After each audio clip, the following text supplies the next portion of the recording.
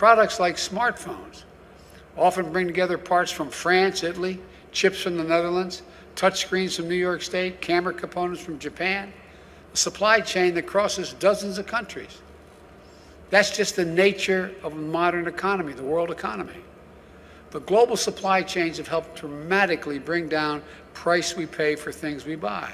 But they also made us much more reliant on what happens in other parts of the world.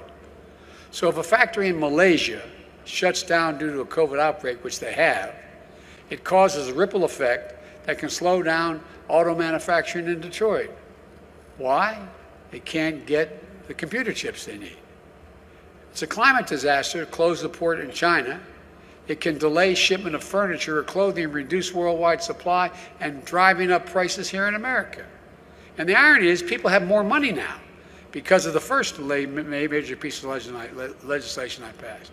You all got checks for $1,400. You got checks for a whole range of things. If you're a mom and you have kids under the age of 7, you're getting $300 a month. And if it's over 7 to 17, you're getting $360 a month, like wealthy people used to do when they get back tax returns. It changes people's lives. But what happens if there's nothing to buy, you got more money, you compete for getting it there, it creates a real problem. So on the one hand, we're facing new disruptions to our supplies. At the same time, we're also experiencing higher demand for goods because wages are up, as well as people have money in the bank. And because of the strength of our economic recovery, American families have been able to buy more products.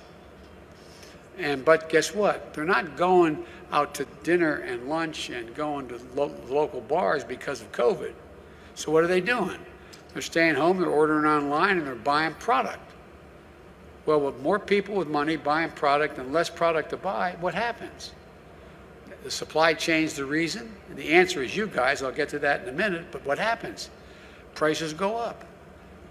So we got nearly 20% more goods coming into the country than we did before the pandemic struck.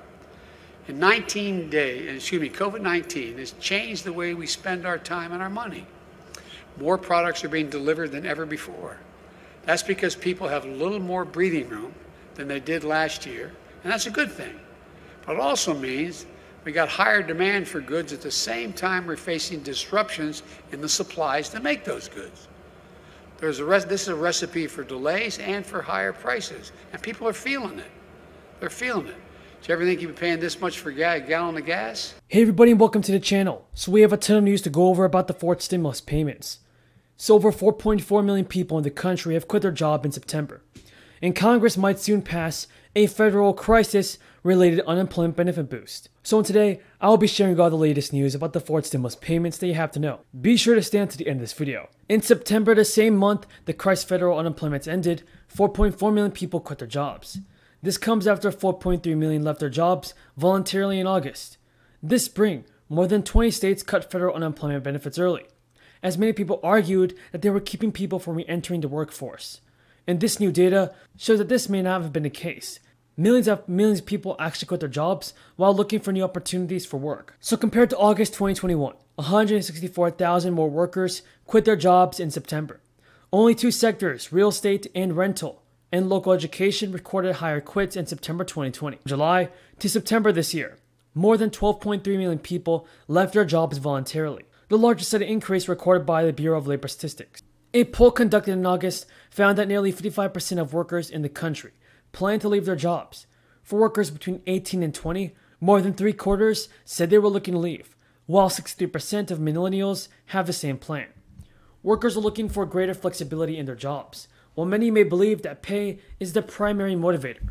More workers reported flexibility as their main reason to quit. However, motivations tend to vary on a variety of factors. What are your thoughts on this, everybody? Tell me in the comments down below.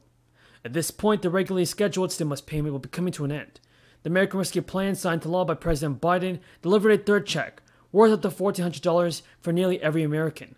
The American Rescue Plan also changed the federal child tax credit. It expanded the tax credit up to $3,600. It also sent the first half of the newly expanded child tax credit to American families starting in July. Now the next payment arrives on November 15, 2021. Most families don't need to do anything to get it, but they should also start planning.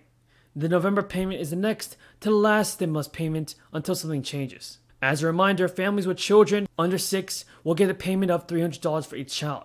The payment is $250 for each child aged 6 to 17. There are income restrictions. Another important thing to know is that you can get the payment even if you don't make enough money, or to have or file a tax return. The child tax credit is fully refundable. In fact, if you've not received the money yet and feel you should, Nancy Pelosi said working families with kids who have now received the monthly child tax credit deposits likely missed out on stimulus cash the Democrats delivered too. For 2 adults and 2 kids, that's at least $14,000. But now many people are wondering what is the future of the payments. That is still a question, and Biden wants to extend the credit for at least a year. He also wants to make the fully refundable tax credit permanent. These provisions are currently in the legislation that the House of Representatives is considering. Now, there had been opposition, and Joe Manchin of West Virginia had wanted to require the parents work and file taxes in order to receive the credit for their children. And there hasn't been a specific comment from Manchin yet. Thank you again for watching, everybody. Until next time, have a great day. Now, some of the other things that I think are important to see in COP, though, is that there's good news and there's bad news, right?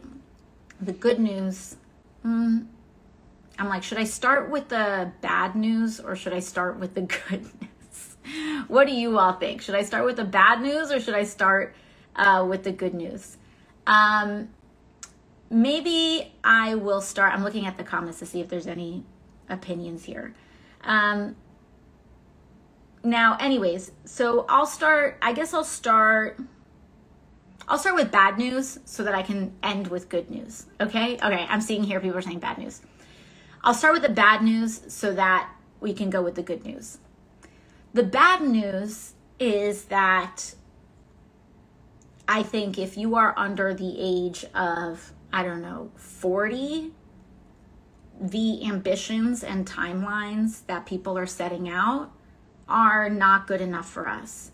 I mean, COP, like the whole big thing with COP is we're going to go net zero on emissions by 2050. And like, that's like this big ambitious thing. And the thing is, it's like a lot of these people making these decisions are, and I'm sorry because people get very upset with me. People are always kind of throwing these accusations of ageism towards me and all of these things.